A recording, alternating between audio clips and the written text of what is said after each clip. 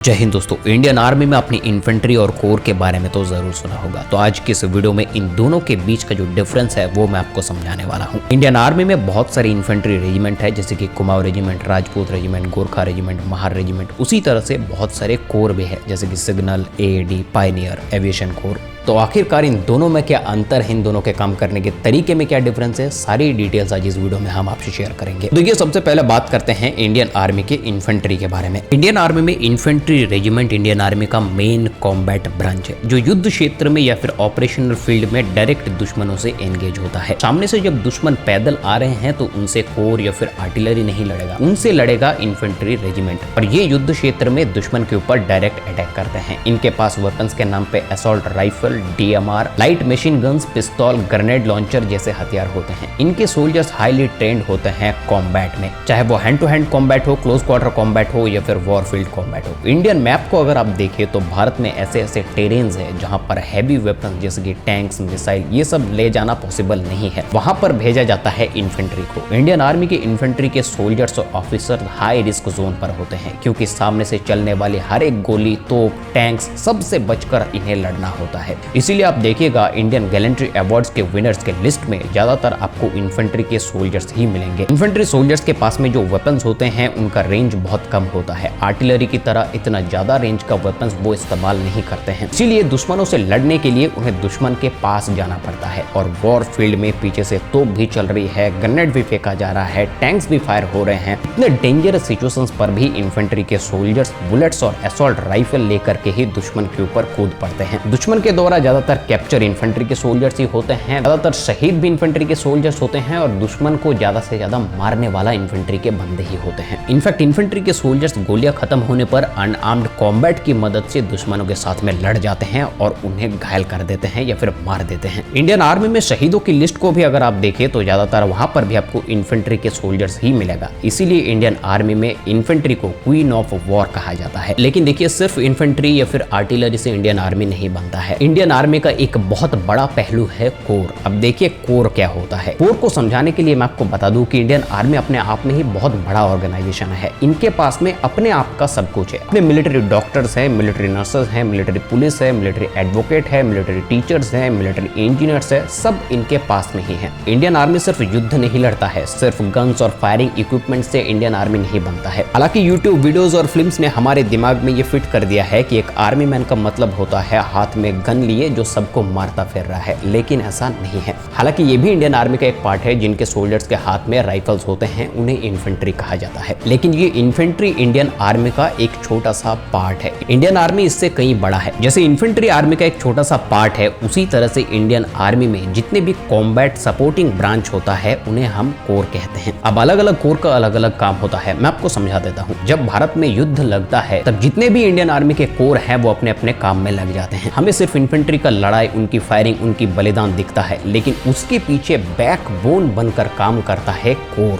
देखिए, जब war situation चलता है तो हर एक मिनट में बहुत सारे सोल्जर्स इंजर्ड होते हैं, और उन सब इंजर्ड सोल्जर्स को इमीडिएट मेडिकल ट्रीटमेंट की भी जरूरत होती है। उन्हें मेडिकल ट्रीटमेंट कौन देता है? Army medical corps. जब इन्फेंट्री के सोल्जर्स वॉर टाइम में या फिर पीस टाइम ऑपरेशंस में एक दूसरे के साथ में बात करते हैं, चाहे वो वॉकी टॉकी के माध्यम से हो, चाहे टेलीकम्युनिकेशन के माध्यम से हो, वो बात कौन कराता है? Army signal corps. In fact in दोनों सोल्जर्स के बीच का जो बातें हैं वो तीसरा कोई पर्सन नहीं सुन रहा है, इसे भी इंश्योर करता है सिग्नल कोर। एक बहुत ही हेवीली इंजर्ड सैनिक को हेलीकॉप्टर की मदद से एक बड़े हॉस्पिटल में ले जाया जाता है, लेकिन वो जो आर्मी हेलीकॉप्टर होता है उसे फ्लाई कौन करता है? आर्मी एविएशन कोर के बंदे। पीस टाइम में जब एक आर्मी ऑफिसर हायर एजुकेशन के लिए जाता है तब उन्हें एडुकेट कौन करता है? आर्मी एजुकेशन कोर के बंदे। इंटेंस युद्धकालीन परिस्थिति में जब कोई डॉक्यूमेंट्स पॉइंट ए से पॉइंट बी तक लाना होता है, उस वक्त पर उतने इंटेंस सिचुएशंस पर भी वो डॉक्यूमेंट्स सप्लाई कौन करता है? आर्मी पोस्टल सर्विस कोर के बंदे। आर्मी के फैमिलीज को आर्मी क्वार्टर्स में पानी की सुविधा, बिजली की सुविधा कौन प्रोवाइड करता है? आर्मी सर्विस कोर के बंदे। वॉर टाइम सिचुएशंस में इमीडिएट रोड्स, इमीडिएट ब्रिजेस कौन बनाते हैं? आर्मी इंजीनियरिंग कोर के बंदे। देखिए, वॉर टाइम हो चाहे पीस टाइम हो, इंडियन आर्मी के कोर हमेशा ऑन ड्यूटी रहते हैं और एक बैकबोन की तरह काम करते हैं। जैसे जब एक मकान बनता है तो हम सिर्फ ईंट और सीमेंट देखते हैं कि ईंट का दीवार है, सीमेंट का प्लास्टर है, पर उस बिल्डिंग पर पर सरिया भी डलता है, बालू भी डलता है, गिट्टी भी डलता है, पानी भी डलता है, पर वो दिखता नहीं है। लेकिन अगर पानी को कट कर दिया जाए तब एक बिल्डिंग बन ही नहीं पाएगा। उसी तरह से जैसे इन सभी सामान को मिलकर एक पूरा बिल्डिंग बनता है, उसी तरह से इंडियन आर्मी के सभी ब्रांचेस को मिलाकर ही इंडियन आर्मी बनता है। इंडियन आर्मी के कोर, इन्फेंट्री, आर्टिलरी सभी पिलर्स को लेकर के इंडियन आर्मी इतना बड़ा ऑर्गेनाइजेशन आज बन पाया है। आज सोशल मीडिया और फिल्म्स ने हमारे दिमाग पर इंडियन आर्मी का एक ही इमेज बना दिया है कि इन्फेंट्री सोल्जर्स और स्पेशल फोर्सेस, लेकिन इंडियन आर्मी इन दोनों से बहुत बहुत बड़ा है। इंडियन आर्मी सिर्फ हाथ में गन लेकर के खड़ा हुआ एक बंदा नहीं है, उसके पीछे जितने भी सर्विसेज हैं उन्हें हैंडल करता है कोर। और चाहे पीस टाइम हो चाहे वॉर टाइम हो, एक इन्फेंट्री के सोल्जर जितना मेहनत करता है इस देश के लिए, उतना ही मेहनत एक कोर का बंदा भी करता है अपने देश को, अपने मिलिट्री ऑर्गेनाइजेशन को आगे बढ़ाने के लिए। आज सोशल मीडिया ने हमारे दिमाग में इंडियन आर्मी का एक ही इमेज बना दिया है, मरून बैरे, बलिदान badge, special forces, action, firing, लेकिन उसके पीछे जितने भी डॉक्टर्स हैं, जितने भी इंजीनियर्स हैं, उनका भी उतना ही बड़ा योगदान होता है। जब एक सोल्जर को गोली लगता है तब उनकी जान एक डॉक्टर के ऊपर ही डिपेंड करता है। इमीडिएट ट्रीटमेंट के लिए आर्मी एविएशन कोर के हेलीकॉप्टर्स के ऊपर डिपेंड करता है कि कितना जल्दी उन्हें हॉस्पिटल पहुंचाया जा सके।